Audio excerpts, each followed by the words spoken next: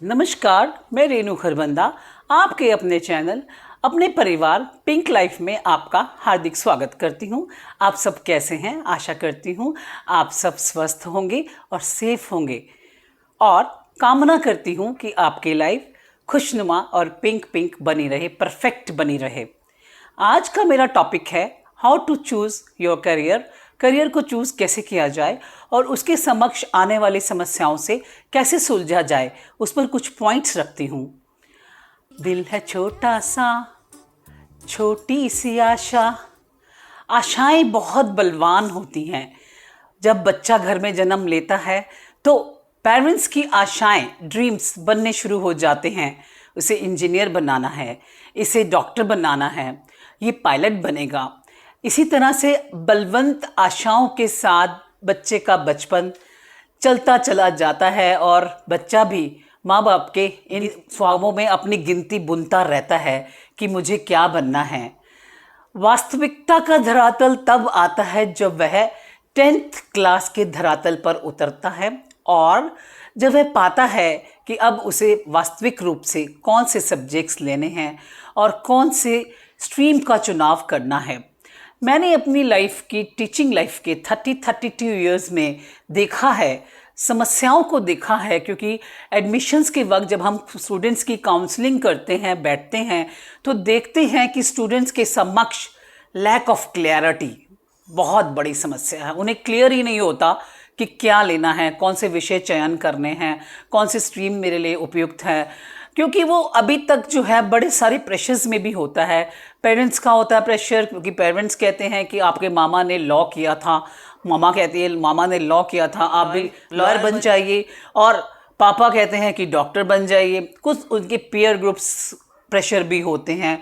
Group में किसी ने ह्यूमैनिटीज़ ले लिया, उसका जबकि कॉमर्स में इंटरेस्ट है, मेरा फ्रेंड दूसरी क्लास में चला जाएगा। ये बहुत देखा है मैंने स्टूडेंट्स में कि मेरा क्लोज फ्रेंड है मैम, उसने तो वो ह्यूमैनिटीज़ में चला गया है, मैं भी ह्यूमैनिटीज़ ही ले लेता हूँ। तो ये कुछ समस्याएं ऐसी है, सोसाइटी का प्रेशर होता है।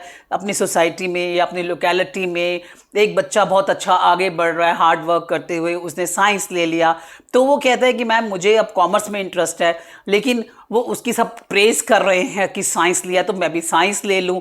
इस तरह से सारे क्वेश्चंस को जब हम बैठते हैं ना स्टूडेंट्स को लेकर, तो बहुत सारी लैक ऑफ क्लियरिटी, किस दिशा में जाना है, कौन से सब्जेक्ट लेने हैं, किधर जाना है, क्या करना है, इन सब बातों को देखते हुए मुझे लगा कि एक वीडियो भी बनाया जाए कि कौन से पॉइंट्स ऐसे होने चाहिए कि बच्चा जब 10th क्लास में अपने आप को देखे कि उसे कौन सा विषय लेना है, कौन सा सब्जेक्ट्स लेना है, साइंस लेना है, कॉमर्स लेना है, ह्यूमैनिटीज़ लेना है। अब आजकल स्किल्ड एजुकेशन पे भी बहुत जोर दिया जा रहा है स्कूल्स में।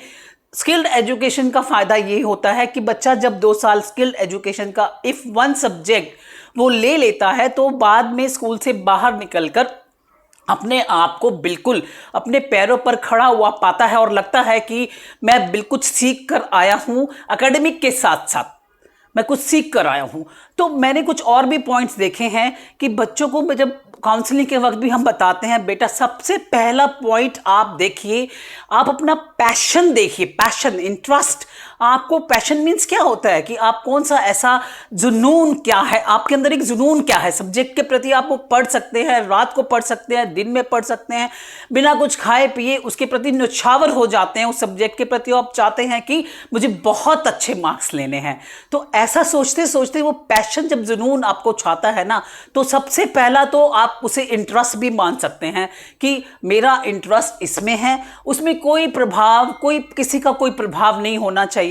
आप अपने आप को देखकर सोचिए कि मुझे जब मैं ये स्ट्रीम ले लूंगा तो क्या मैं उसके प्रति न्यौछावर हो जाऊंगा। डगमगाना नहीं है कि बीच में अब मुझे मैथ्स नहीं आ रहा, अब मुझे ये सब्जेक्ट नहीं आ रहा तो मुझे चेंज। कई बार किससे आते हैं कि मैम ये एडमिशन चेंज करना है क्योंकि उसमें मैं नहीं अपने आप को पा रहा, स्टैब्लिश नहीं कर पा रहा।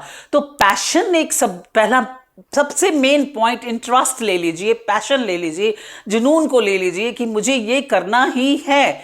अकेले में बैठकर ये बात जो होती है ना, आप डिसाइड करिए, 2 मिनट बैठ जाइए अकेले में और सोचिए, आपका मन हमेशा आपको जवाब देगा कि आपका पैशन क्या है। सेकेंडली मैं ये कहना चाहूंगी बच्चों की आप ये देखिए कि आपके मार्क्स कौन से विषय में ज़्यादा होते हैं, किसमें आपने अच्छा स्कोर किया है, क्योंकि एडमिशन क्राइटेरिया में भी मार्क्स पर बहुत जोर दिया जाता है। ऑब्वियसली जिसमें आपका पैशन होगा, एसएसटी में पैशन है तो मार्क्स आपके उसी सब्जेक्ट, क्योंकि उसमें आपका इंटरेस्ट था, उसमें आपके मार्क्स बहुत ज़्यादा होंगे और अच्छे होंगे, आप उस स्ट्रीम को आराम से चूज कर सकते हैं। तो thirdly next one is that आप अपनी एबिलिटीज का विकास, एबिलिटीज अपनी क्षमताओं को किसमें, पोटेंशियल को किसमें निखार ला सकते हो, कौन सी स्ट्रीम लेकर आप अपनी क्षमताओं का विकास कर सकते हो। इसके लिए आप अपने आप को विजुअलाइज कीजिए कि आप आईटी के क्षेत्र में अपना क्या आप अपना उसमें विकास कर सकते हैं, कॉमर्स के क्षेत्र में खड़े होकर सीए बन सकते हैं, सीए कर सकते हैं। अपना पोटेंशियल को देखिए कि क्या मैं इसमें अपना निखार कर पाऊंगा। इन सब बातों का ध्यान रखते हुए अंत में मैं ये कहना चाहूँगी बच्चों, जब आप अपनी स्ट्रीम का चुनाव करते हैं, जब आप अपने विषयों का चुनाव करते हैं, तो आप अपने आप को एक अलग यूनिवर्स में पाते हैं। उसमें आपको अपने आप को अपना सोचना है कि आपका मन क्या कहता है, आप कौन से विषय में अच्छा कर सकते हैं। पेरेंट्स सपोर्ट करते हैं बच्चों को कि आप ये विषय ले लीजिए, आप इसमें अच्छा कर सकते हैं, तो उनका भी ध्यान रखिए, साथ में उनकी इच्छाओं को भी पूरा करना आपका फ़र्ज़ है। रोबोट की भांति नहीं करना कि भी जो भी आपने देख लिया कि इधर भेड़ चाल भी नहीं देखने की, वो वाला ग्रुप उधर जा रहा है तो ये ग्रुप इधर जा रहा है, मेरा फ्रेंड इधर जा रहा है, नहीं। अपने अंदर झांक कर अपने बैठ कर देखिए कि आपको कौन सा विषय अच्छा लगता है और किस विषय में आप अच्छा कर सकते हैं। अंत में स्वामी विवेकानंद जी ने यह भी कहा है कि शिक्षा का जो मेन प्रभाव है वो किसी व्यक्ति के गुप्त रूप में विद्यमान जो भी तत्व होते हैं उनको वास्तविकता देना, यानी जो भी उसके अंदर प्रतिभाएं हैं उनका विकास हो जाता है शिक्षा के माध्यम से।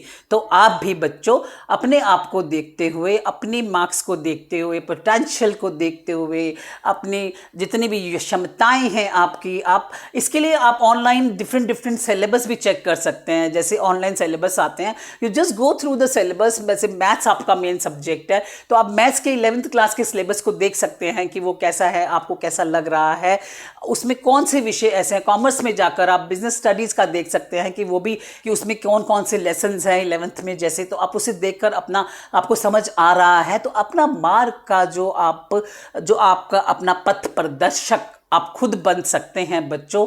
कोई किसी प्रकार के प्रेशर में नहीं आकर, बल्कि अपनी प्रतिभा और अपने गुणों का विकास करते हुए अपने जीवन को सफल बनाइए। अंत में मैं ये कहना चाहती हूँ कि जो लोग मेरे चैनल से नए जुड़ रहे हैं वो इस चैनल को सब्सक्राइब कर दीजिए और बाकी सब लाइक, कमेंट एंड शेयर कर दीजिए।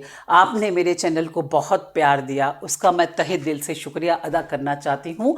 और बहुत कमेंट्स भी मिलते हैं मुझे, फ़ोन्स भी आते हैं, टॉपिक्स भी बताए जाते हैं, तो I am feeling so good.